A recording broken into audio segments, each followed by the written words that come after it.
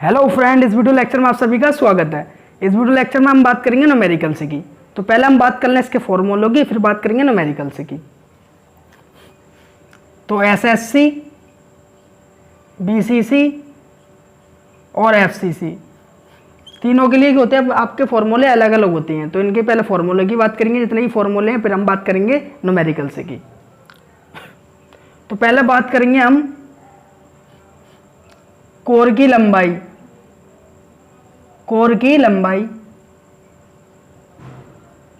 तथा त्रिज्या के बीच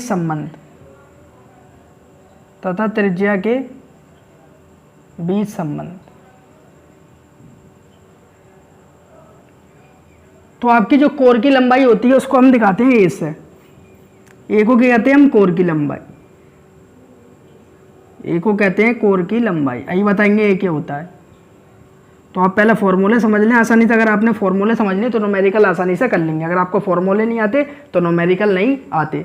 तो पहले फॉर्मूला सीख लें कैसे लगाना है। और आर क्या है? आपकी त्रिज्या। तो एसएससी के लिए कोर की लंबाई तथा त्रिज्या के लिए फॉर्मूला होता है आर बराबर a/2। तो हमारी क्या हेडिंग है? कोर की लंबाई तथा त्रिज्या के बीच संबंध। तो एसएससी के लिए आपका त्रिज्या तथा कोर की लंबाई, कोर की लंबाई मतलब घन के किनारों की लंबाई, यानी आपका ये घन है। और आपको पता है जी कौन सी एकक कोष्ठिका है? घनीय की। और घनीय की में जो होते हैं आपके पैरामीटर्स, यानी अच्छी लंबाई अच्छे कोण के होते हैं, बराबर होते हैं।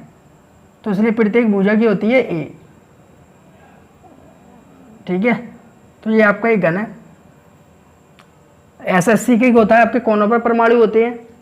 तो ये क्या है? ये आपकी कोर की लंबाई। कोर की लंबाई की होती है ये किनारों की लंबाई। ठीक है, तो जो घन की भुजा होती है उसे हम क्या कहते हैं? कोर की लंबाई, यानी किनारों की लंबाई।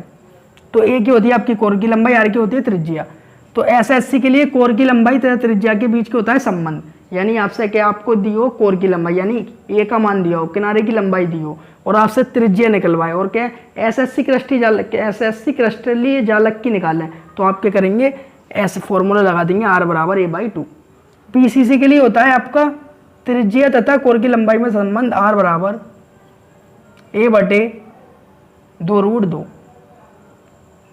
अगर आपको ए का मान दिया हो तो आप बीसीसी क्रिस्टल जालक की त्रिज्या आसानी से निकाल सकते हैं। इसी तरह जो आपका एफसीसी होता है, इसके लिए त्रिज्या तथा ए में संबंध होता है आपका आर बराबर √3a/4। तो आपको कोर की लंबाई तथा त्रिज्या के बीच के संबंध के 3 फॉर्मूले हैं आपके। अगर आपसे क्या एसएससी क्रिस्टल जालक की त्रिज्या निकालिए और आपको ए का मान दो, जिसके भी न्यूमेरिकल करेंगे तो आपको समझ में आ जाएगा कैसे देता है। तो एसएससी के लिए फॉर्मूला होता है आर बराबर a/2। आर क्या है? त्रिज्या। ए क्या है? कोर की लंबाई। बीसीसी क्रिस्टल जालक के लिए त्रिज्या का फॉर्मूला क्या होता है? बस आपको याद रखना है त्रिज्या का फॉर्मूला क्या होता है। एसएससी के लिए आर बराबर a/2, बीसीसी के लिए होता है आर बराबर a/2√2, और एफसीसी के लिए क्या होता है? आर बराबर √3a/4। अब बात करेंगे हम दो कणों के बीच की दूरी के फॉर्मूले की। दो कणों के बीच की दूरी, तो जो दो कणों के बीच की दूरी होती है वो होती है आपकी डी। जैसा आपका एक कण ये है और दूसरा कण ये है, दो कण है आपके ये। तो आपको पता है जो आपका परमाणु होता है वो किस आकार का होता है? गोला आकार का होता है। ये गोला आकार के आपके दो कण है, एक कण ये, एक कण ये है। आपको पता है केंद्र से परिधि तक की दूरी की होती है आपकी त्रिज्या होती है। यहाँ से यहाँ तक की दूरी की होती है आपकी त्रिज्या। तो ये क्या है? दो कणों के बीच की दूरी, यानी जो दो कण हैं उनके जो केंद्र हैं उनके केंद्रों के बीच की दूरी को हम क्या कहते हैं? डी। यानी यहाँ से यहाँ तक की दूरी क्या है? आपकी डी है। तो दो कणों के बीच की दूरी की होती है आपकी डी। और अगर हम मान लें इसकी भी क्या है? 2 है त्रिज्या, और इसकी भी त्रिज्या क्या है? 2। तो ये भी आपकी 2 होगी और ये भी 2 होगी। और आपको पता है जो त्रिज्या होती है वो क्या होती है? व्यास की आधी होती है। यानी यहाँ से यहाँ तक क्या होता है आपका? व्यास। तो आर बराबर क्या होगा? d/2। तो जो त्रिज्या होती है वो क्या होती है? आपकी व्यास की आधी होती है। आपको पता है आर बराबर क्या होता है आपका? d/2। तो मैंने क्या बताया आपको? ये क्या है आपकी त्रिज्या, त्रिज्या कितनी है 2, ये भी 2 है, और यहाँ से यहाँ तक की दूरी पूछूं तो d कितना हो जाएगा आपका 4 हो जाएगा। अब देखिए आपको चेक कर सकते हैं, तो क्या हो जाएगा आपका 2r बराबर d, r का मान कितना है 2, इसका भी तो 2 इंटू 2, और d कितना है आप खुद देख सकते हैं, d कहाँ है यहाँ तक 4, या 2r इसकी और 2r इसकी, तो 4 बराबर 4। और यही मैंने बताया था जो त्रिज्या होती है वो क्या होती है आपकी व्यास की आधी होती है। अगर हम यहाँ 4 पुट कर दें, 2 से डिवाइड कर दें तो कितना आएगा 2। तो 2 कड़ों के बीच की दूरी को हम d कहते हैं, यानी व्यास को हम यहाँ क्या बोलते हैं d बोलते हैं। तो हमें क्या निकालना है 2 कड़ों के बीच की दूरी के फॉर्मूले। तो जहाँ जहाँ आपका r है वहाँ पर आप कितना पुट कर देंगे, r की बराबर d/2 लिख देंगे। तो पहले एसएससी के लिए हम 2 कड़ों के बीच की दूरी का फॉर्मूला बनाते हैं, इसके याद है तो इसके अपने आप ही आ जाएंगे। तो r की जगह लिखना है d/2 बराबर a/2, 2 से 2 कैंसिल हो गया और d बराबर क्या आ गया आपका a। तो एसएससी के लिए 2 कड़ों के बीच की दूरी का फॉर्मूला क्या होता है d बराबर a, यानी जितनी आपकी 2 कड़ों के बीच की दूरी होगी उतनी की होगी कोर की लंबाई होगी। अब बात करते हैं बीसीसी के लिए। तो r की जगह हम कितना पुट कर देंगे d/2, और बराबर क्या है आपका a/2√2, 2 से 2 क्या हो गया आपका कैंसिल हो गया, तो d बराबर कितना आ जाएगा a/√2। तो 2 कड़ों के बीच की दूरी के लिए बीसीसी का फॉर्मूला क्या होता है d बराबर a/√2। अब बात करते हैं हम एफसीसी की। तो यहाँ भी r की जगह कितना पुट कर देंगे d/2, क्योंकि त्रिज्या क्या होती है व्यास की आधी होती है, √3a/4, 2 से 4 कितनी बार कैंसिल हो जाएगा 2 बार।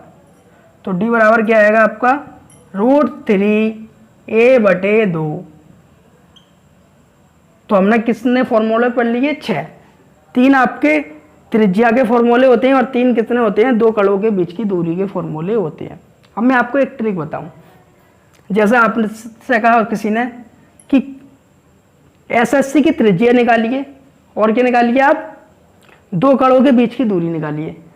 तो आपको क्या दिख रहा है r क्या है त्रिज्या, और d क्या है जो 2 कड़ों के बीच की दूरी यहाँ पर जैसे नाम दिया गया है वो क्या है व्यास। और आपको पता है त्रिज्या जो होती है व्यास की आधी होती है, और व्यास क्या होता है त्रिज्या का दुगना होता है। अगर आप त्रिज्या 2 निकाल रहे हैं, r कितना निकाल रहे हैं आप 2, किसका एसएससी का, मान लीजिए एसएससी का आपका r कितना है 2 है, और उसने भाई कह दिया कि 2 कड़ों के बीच की दूरी और निकालिए एसएससी की। तो आपको पता है त्रिज्या क्या होती है आपकी, जो त्रिज्या होती है r उसका व्यास कितना होता है दुगना होता है। अगर त्रिज्या 2 है तो व्यास कितना होगा 4, अगर त्रिज्या 6 है तो व्यास कितना होगा 12। तो आपको पता होना चाहिए यहाँ पर क्या हुआ है, यहाँ पर त्रिज्या है और यहाँ पर क्या है व्यास। अगर आप चाहे एसएससी की त्रिज्या निकालें, चाहे बीसीसी की निकालें, चाहे एफसीसी की निकालें, इनका जितना भी मान आए उस मान में 2 का गुणा कर देंगे तो 2 कड़ों के बीच की दूरी आएगी, क्योंकि यहाँ पर जो 2 कड़ों के बीच की दूरी है वो क्या है आपका व्यास। जैसे एसएससी की त्रिज्या आपकी 2 है, अब वो पूछ रहा है 2 कड़ों के बीच की दूरी निकालिए, तो आप बिना फॉर्मूला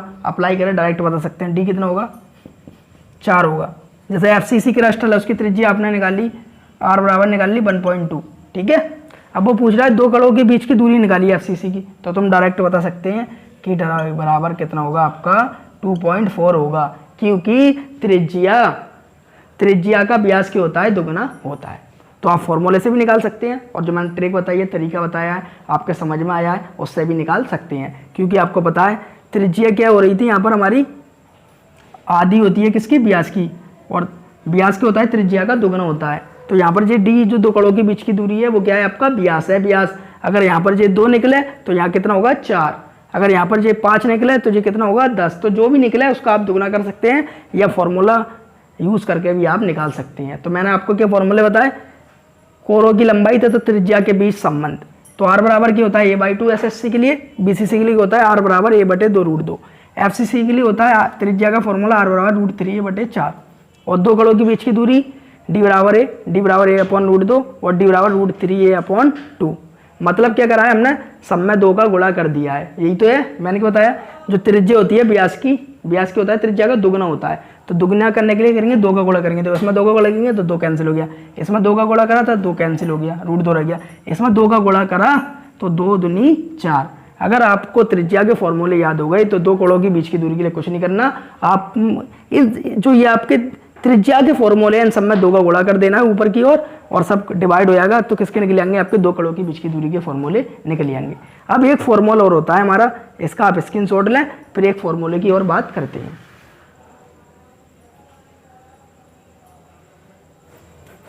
तो नेक्स्ट फॉर्मूला है आपका रो बराबर जेड इंटू एम।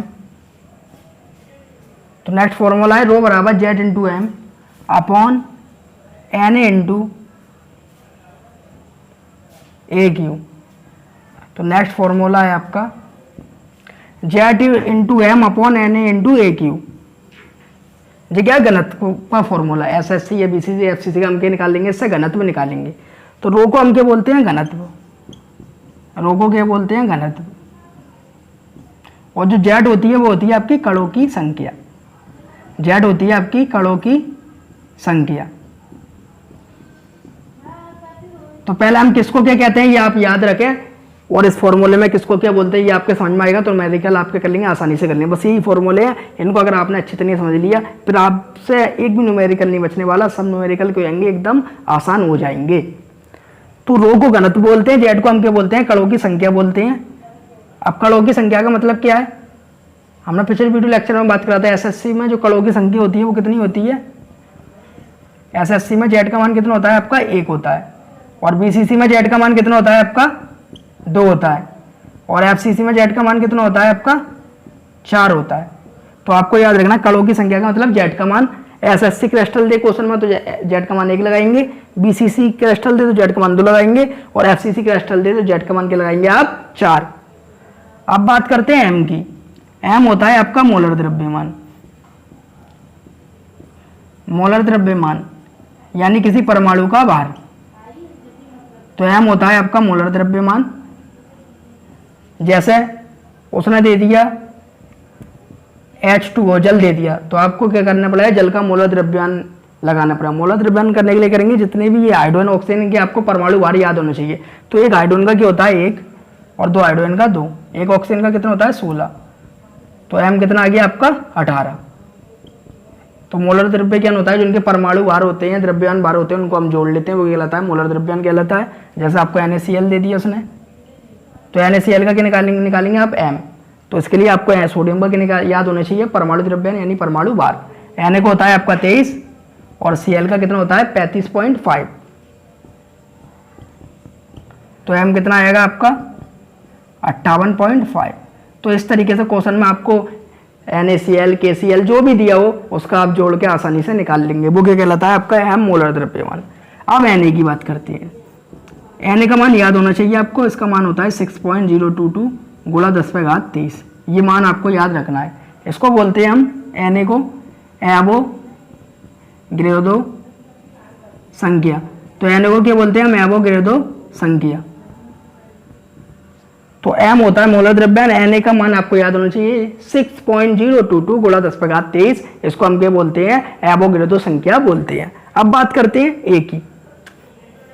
A जो होती है वो होती है आपकी कोर की लंबाई, और कोर की लंबाई का मतलब किनारे की लंबाई, कोर की लंबाई। तो ये होती है आपकी कोर की लंबाई। अगर आपको कोर की लंबाई दी हो क्वेश्चन में लिख के तो ये है, और घनत्व लिखे हो तो रो है। कणों की संख्या एसएससी एफसीसी बीसीसी आए तो उसके लिए अगर एसएससी आए जेड का मान 1, बीसीसी आए तो जेड का मान 2, एफसीसी आए तो जेड का मान 4 लगा देंगे। और एम क्या है, मोलर द्रव्यमान, जो भी लिख के दे सोडियम पोटेशियम कैल्शियम जो भी आए उसका आप जोड़ के लगा देंगे। एन का मान याद होना चाहिए 6.02 गुणा 10⁻23। जो एक ही होता है वो बी के बराबर होता है, बी बराबर क्या होता है एक ही। बी को हम क्या कहते हैं, बी को हम कहते हैं एकक कोष्ठिका का आयतन। क्योंकि क्वेश्चन में आपको कभी ये दे देता है कभी ये नहीं देता, तो पूरा बी का मान भी दे देता है। बी को क्या कहते हैं, एकक कोष्ठिका का आयतन। तो यहाँ नीचे लिख देते हैं, बी को क्या बोलते हैं, एकक कोष्ठिका का आयतन, एकक कोष्ठिका का आयतन।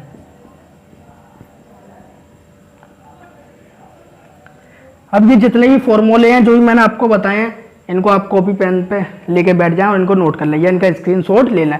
फिर हम बात करते हैं इनके न्यूमेरिकल से की। अब बात करते हैं हम इसके न्यूमेरिकल से की। तो पहला क्वेश्चन है, एक क्रिस्टल जालक की कोर की लंबाई। तो आपको किसको ये दिया, कोर की लंबाई 8 मिलीमीटर है, तो कोर की लंबाई को हम किससे दिखाते हैं, ए से। तो ए बराबर कितना दिया है आपका 8 mm। तो एक क्रिस्टल जालक की कोर की लंबाई 8 मिलीमीटर है। तो परमाणु की त्रिज्या ज्ञात कीजिए। तो त्रिज्या की होती है आपकी r। तो आपको परमाणु की त्रिज्या ज्ञात करनी है। आप किस किस की करना है, आपको एसएससी की परमाणु त्रिज्या ज्ञात करना है, बीसीसी की और एफसीसी की। तो पहला क्वेश्चन क्या है आपको, एक क्रिस्टल जालक की कोर की लंबाई हम ए को बोलते हैं, ए का मान इतना दिया है हमें, और तो परमाणु की त्रिज्या ज्ञात कीजिए। अब किस किस की करना है, एसएससी क्रिस्टल जालक की, बीसीसी की और एफसीसी की। इन तीनों के फॉर्मूले मैंने अभी आपको लिखवाए थे। तो पहला हम ज्ञात करते हैं एसएससी की। तो एसएससी के लिए त्रिज्या का फॉर्मूला क्या होता है आपका, एसएससी के लिए हमारा त्रिज्या का फॉर्मूला होता है r बराबर a/2। r बराबर क्या होता है, a/2। तो a का मान कितना दिया है हमें, 8 mm, और बटे में कितने हैं, 2। 2 से 8 कितनी बार कैंसिल हो जाएंगे, 4। तो एसएससी की त्रिज्या हमारी आ गई 4 mm, 4 मिलीमीटर। अब दूसरी किसे निकालनी है हमें, बीसीसी की। तो अब फॉर्मूला किसका लगाएंगे हम, बीसीसी के लिए। तो बीसीसी के लिए त्रिज्या का फॉर्मूला r बराबर क्या होता है आपका, a/2√2। तो a का मान आपको दिया है 8 mm, और बटे में कितना है, 2√2। तो 2 से 8 कितनी बार कैंसिल हो गया, 4। तो ऊपर कितना आ गया आपका, 4 मिलीमीटर, अपॉन में क्या है, √2। आपको पता है हम 4 को कैसे लिख सकते हैं, 4 को लिख सकते हैं हम 2 गुणा √2 अपॉन √2, क्योंकि आपको पता है √2 और √2 आपस में मिलता है, क्या बनाता है, 2, और 2 का 2 में मल्टीप्लाई करेंगे तो आपका आ जाएगा 4। √2 से √2 कैंसिल हो गया, हमारा कितना आ गया, 2√2। तो बीसीसी के लिए त्रिज्या कितनी है आपकी, 2√2। इसको और सोल्व करना चाहे तो आप कर सकते हैं, और कितनी है, 2√2 मिलीमीटर।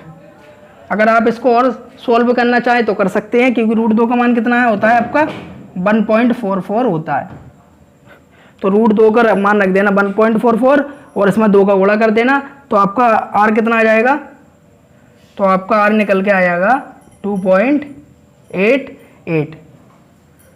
तो एसएससी की त्रिज्या आ गई 4 मिलीमीटर, और बीसीसी की कितनी आ गई, 2.8 मिलीमीटर। अगर आप इतना नहीं करें तो ये लिख दें 2√2 मिलीमीटर, क्योंकि √2 का मान होता है 1.44। अब हमें किसकी याद करना है, एफसीसी की। तो एफसीसी के लिए त्रिज्या का फॉर्मूला आपको याद होना चाहिए। एफसीसी के लिए त्रिज्या का फॉर्मूला क्या होता है, r बराबर √3a/4, √3a/4। तो √3 ऐसी की ऐसी, और a का मान कितना दिया है आपको, 8 मिलीमीटर इंटू 8, और अपॉन में कितने हैं आपके, 4। 4 से कितनी बार कैंसिल हो गया, 2 बार। तो आपका कितना आ गया, r 2 का गुणा हमारा √3 में होगा, तो हमारा कितना आएगा, 2√3 मिलीमीटर, 2√3 मिलीमीटर। तो आपका r आ जाएगा 2√3 मिलीमीटर। अगर आप इसको और सिंप्लीफाई करना चाहें और अगर और सोल्व करना चाहें तो √3 का मान लगा देना। r बराबर 2 गुणा 1.732, √3 का मान होता है ये, तो इसका इसमें गुणा कर देना, तो आपको कितना आ जाएगा, और सिंप्लीफाई होकर आंसर आएगा। तो r बराबर आएगा 2 को गुणा कर दें, 2 दूनी 4, 2 तिया 6, 2 सत्ते 14, 14 के 4, हासिल लगा 1, 2 एकम 2 और 1 3। तो आपका सोल्व होके आ जाएगा 3.464 मिलीमीटर।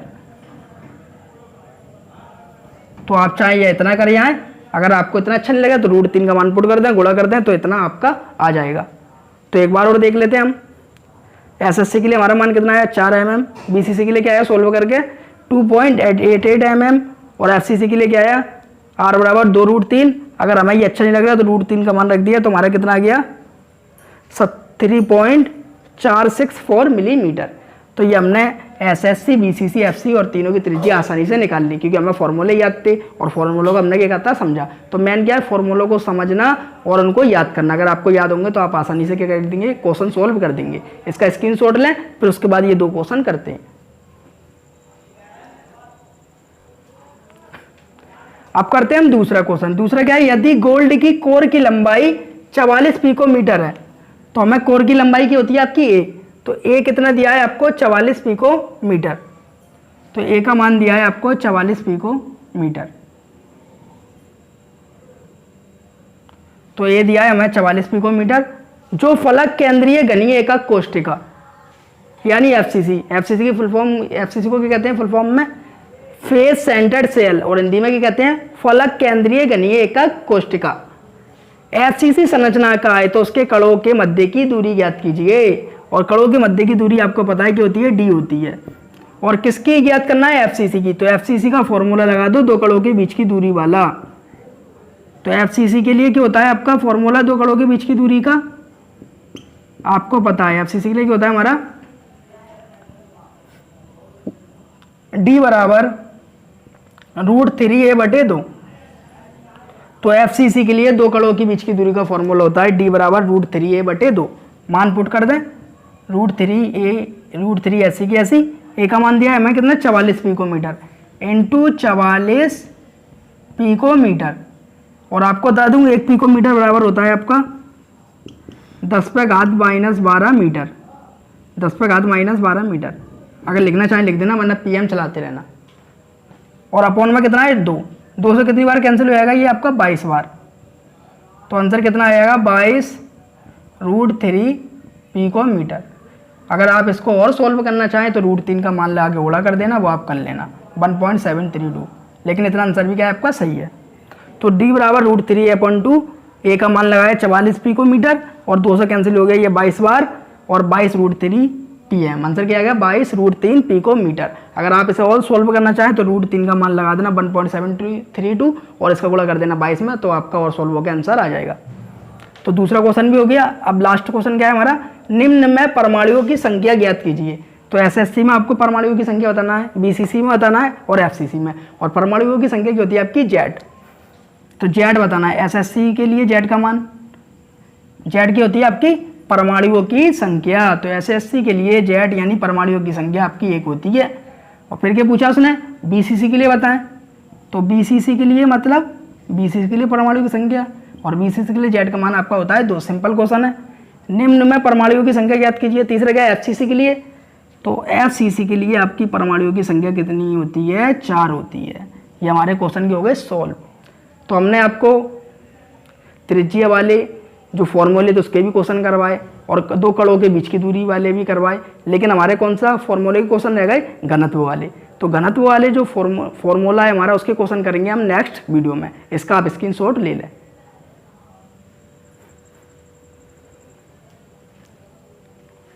जब नेक्स्ट वीडियो हम बात करेंगे हम किसके, घनत्व वाले फॉर्मूले की। जबके लिए आपका वर्क ये है कि आप जो मैंने इस वीडियो लेक्चर में आपको जो फॉर्मूले बताएं उनको आप याद करके आएँ और अच्छी तरह समझ कर आएँ। अगर आपको फॉर्मूले याद होंगे और अच्छी तरह आपने समझे होंगे तो आप फिर कभी नहीं भूलोगे, और हर क्वेश्चन आप आसानी से कर लोगे। उम्मीद है आपको वीडियो अच्छी लगी होगी। वीडियो अच्छी लगी हो तो वीडियो को लाइक करें और हमारे चैनल को सब्सक्राइब करें। ऐसे वीडियो मैं आपके लिए लाता रहता हूँ। Thank you watching the video.